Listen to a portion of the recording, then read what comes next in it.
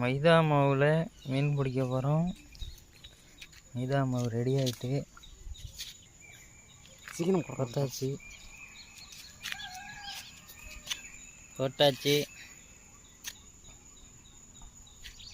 இழுக்குது. சிலேப்பி மாட்டிட்டே.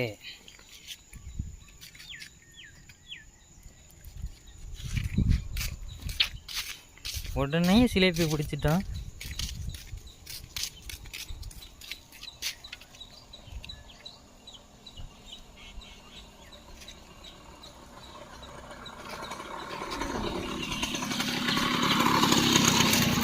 உடனே மாட்டிக்கிட்டு ரெண்டாவது 2 போடுறோம். கரெக்டான லொக்கேஷனில் போட்டோம்.